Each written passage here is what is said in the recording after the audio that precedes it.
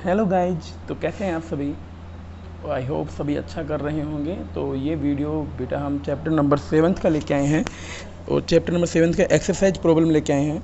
ठीक है, तो आपके जो आरबीएसई बोर्ड के बच्चे हैं तो उसको ध्यान में रखते हुए, क्योंकि 7 चैप्टर से आपका न्यूमेरिकल आना बहुत श्योर है बेटा।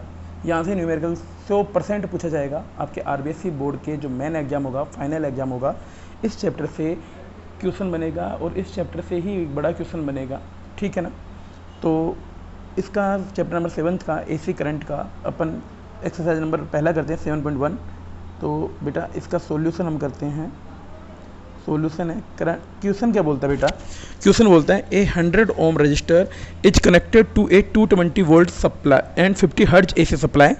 तो पहला क्वेश्चन ये पूछता है what is the RMS value of current in the circuit, and the second जो पूछ रहा है इसका सेकंड पार्ट जो है वो है what is the net power consumed over a full cycle. तो हमें इसके लिए क्या करना है बेटा? पहले एक सर्किट डायग्राम बनाना है। तो सर्किट डायग्राम जिसमें एक रेजिस्टेंस कनेक्टेड है। किससे कनेक्टेड है बेटा? किससे कनेक्टेड है? एसी सप्लाई से। किससे कनेक्टेड है भाई? एसी सप्लाई से। रेजिस्टेंस का वैल्यू कितना है? 100 ओम। और सप्लाई किस सप्लाई से कनेक्टेड है? 220 वोल्ट और 50 हर्ट्ज एसी सप्लाई। आया ना।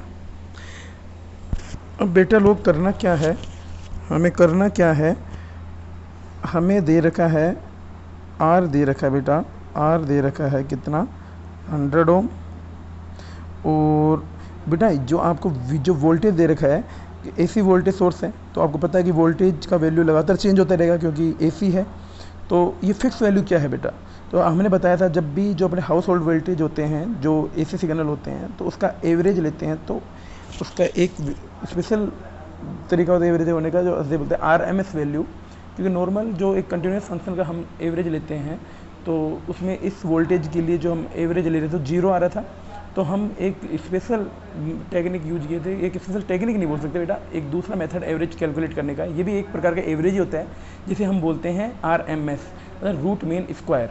तो जब भी किसी अब वोल्टेज अब बोल रहे हैं कि इस वोल्टेज से कनेक्टेड है एसी वोल्टेज से, तो समझ जाना कि वो आपको आरएमएस वैल्यू दे रखा है।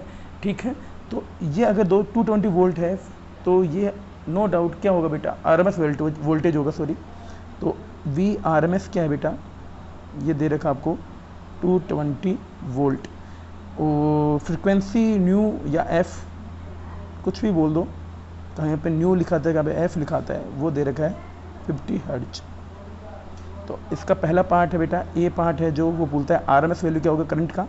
तो आई आरएमएस का आपको पता है ना, करंट कैसे निकालते हैं? वी अपॉन में आर। तो वी आरएमएस वैल्यू यूज करना है यहाँ पे, और आर हमें पता है I R M S value. V R M S value हमें पता है 220 वोल्ट गिवन है, आर हमें गिवन है। तो इसका जो वैल्यू आएगा बेटा सोल्व करके 2.2 एम्पियर आएगा। ठीक है।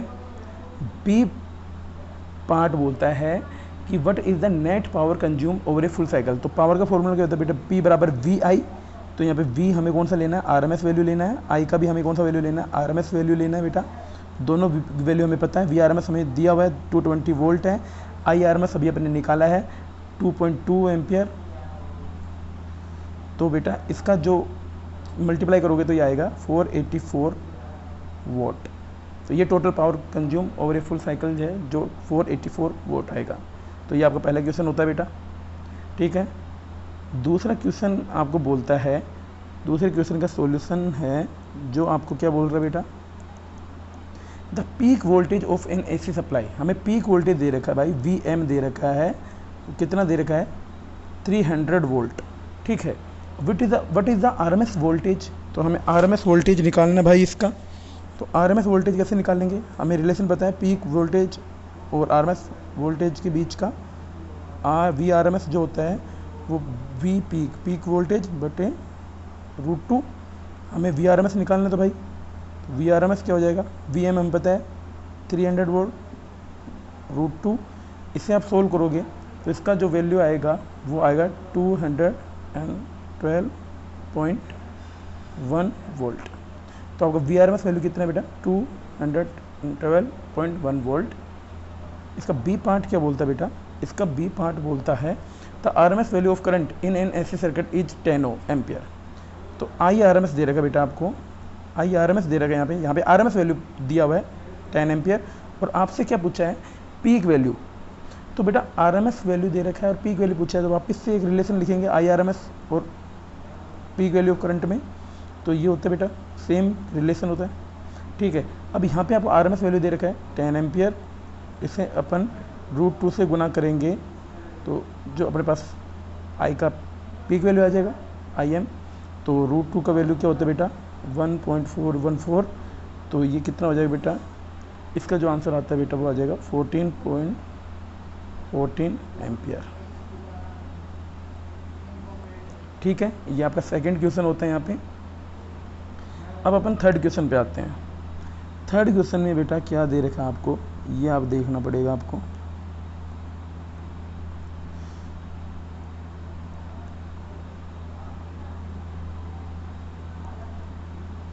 A 44 milli henry inductor is connected to 220 volt 50 hertz supply. तो बेटा आपको पहले सर्किट डायग्राम बनाना है। तो ये एक इंडक्टर कनेक्टेड है किससे, एक AC सप्लाई से, ठीक है, AC सप्लाई से कनेक्टेड है बेटा। कितना AC सप्लाई, 220 वोल्ट और 50 हर्ट्ज, आया ना बेटा, ठीक है। और इसका जो L वैल्यू दे रखा है वो कितना देखा है 44 मिली हेनरी, मिली का वैल्यू होता है बेटा 10⁻³ और हेनरी, आया ना। अब भाई हमें पहले पूछता है कि determine the RMS value of the current in the circuit, कि हमें RMS value of the current in the circuit determine करना है।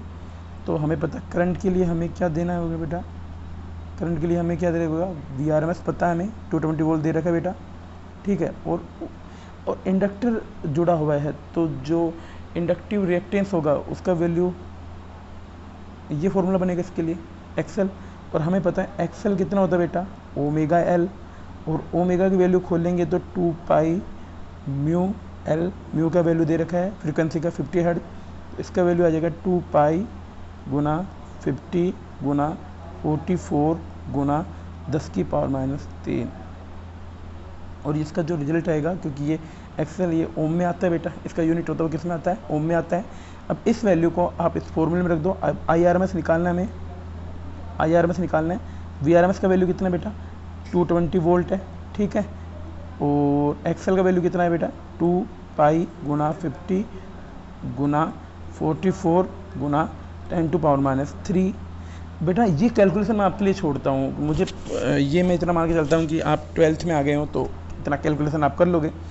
जब इसको सोल्व करोगे तो जो आंसर आपका आएगा वो आता है अप्रोक्स आपका 15.92 एम्पियर, 15.92 एम्पियर इसका रिजल्ट आएगा 15.92 एम्पियर।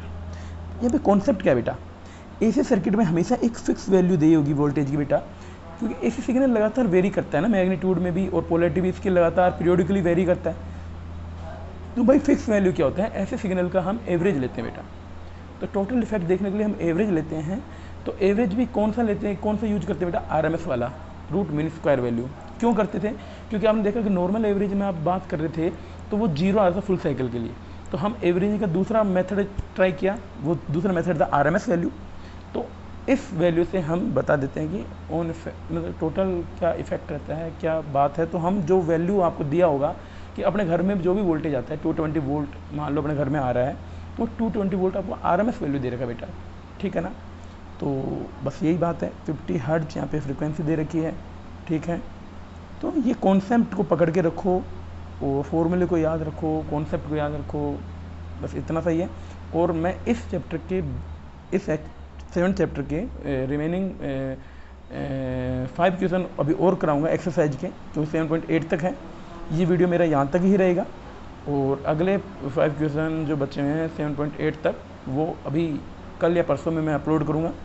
तो आपको ये करना है कि मेरे YouTube चैनल को सपोर्ट करें, क्योंकि जितने भी RBSC बोर्ड में जिस चैप्टर से न्यूमेरिकल पूछा जाता है फिजिक्स में, वो सारे न्यूमेरिकल मैं इस YouTube चैनल पर लेके आऊँगा। और अभी मैं नया हूँ YouTube पे, तो कितना पढ़ाना होता है, तो बेटा आप कमेंट करके बताइएगा कि न्यूमेरिकल आपको समझ में आया है नहीं आया। ठीक है। और सब्सक्राइब करें, मैं तो बार बार कहूँगा सब्सक्राइब करें और बेल आइकन को भी प्रेस ही करें, जिससे आपको नोटिफिकेशन मिले जब भी वीडियो डालूँ, आपके तुरंत नोटिफिकेशन आ जाए कि वीडियो आ गया है न्यूमेरिकल का, तो देखें। ठीक है। और हम पैटर्न ब्लूप्रिंट को भी डिस्कस करेंगे कि किस तरह हमें पढ़ना है, फिजिक्स में 100 में से 100 नंबर कैसे लेके आने हैं। ठीक है, तो ब्लूप्रिंट पूरा डिस्कस करा जाएगा। तो ठीक है, ओके बच्चों।